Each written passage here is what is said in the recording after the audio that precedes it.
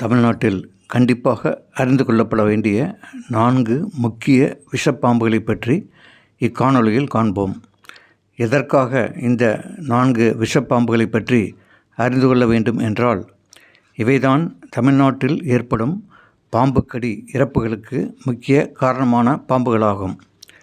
இந்தியாவில் ஓராண்டில் 20,000த்திற்கும் மேற்பட்டோர் பாம்புக்கடியினால் இறக்கின்றனர். பாம்புக்கடியில் அதிக இறப்பு ஏற்படுவதில் தமிழ்நாடு 3வது இடத்தை வகிக்கின்றது. உலகில் சுமார் 2,500க்கும் மேற்பட்ட பாம்பினங்கள் காணப்படுகின்றன. இந்தியாவில் மட்டும் 270ற்கும் மேற்பட்ட பாம்பினங்கள் உள்ளன. அவற்றுள் 50 அல்லது 60 வகை மட்டுமே விஷப்பாம்புகளாகும்.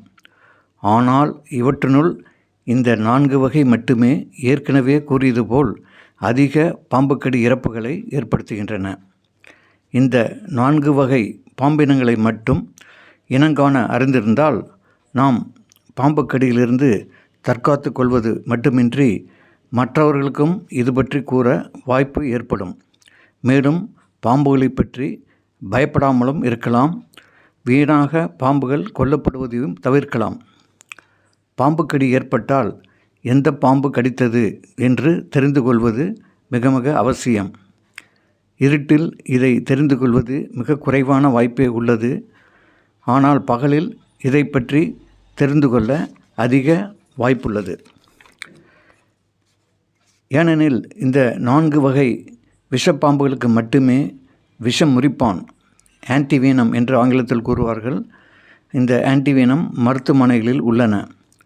விஷமில்லாத பாம்பு கடித்திருந்தால் இந்த ஆன்டிவீனம் செலுத்த தேவையில்லை. சரி, பாதுகாப்புக்கு ஆன்டிவீனம் போட்டுக்கொண்டால் போகிறது என்று தவறுதலாக போட்டால் சில சமயம் எதிர்மறையாக செயல்பட்டு மனித உயிர்கள் இறப்பு ஏற்பட வாய்ப்புண்டு. ஏனெனில் இந்த ஆன்டிவீனம் பாம்பின் விஷத்திலிருந்தே தயாரிக்கப்படுகின்றன. இக்காரணங்களால் அதிக இறப்பை ஏற்படுத்தும் இந்த 4 வகை பாம்புகளை பற்றி அறிந்து கொண்டால் நமக்கு பேருதவியாக இருக்கும். இவற்றை இனம் காணுவதும் எளிதே. இந்த 4 வகை பாம்புகளில் முதலாவதாக இந்தியன் கோப்ரா, தமிழில் இவற்றை நாகப்பாம்பு, நல்ல பாம்பு, கோதுமை நாகம், கருநாகம் என்று பல்வேறு பெயர்களில் அழைக்கப்படுகின்றன. 2வது வகை காமன் கிரைட், தமிழில் இவற்றை கட்டுவிரியன் என்று கூறுவர். 3வது வகை ரசல்ஸ் வைப்பர், தமிழில் இவற்றை கண்ணாடி விரியன் என்று கூறுவர். 4வது வகை சாஸ்கேல்டு வைப்பர், இவற்றை தமிழில் சுருட்டை விரியன் என்று கூறுவர்.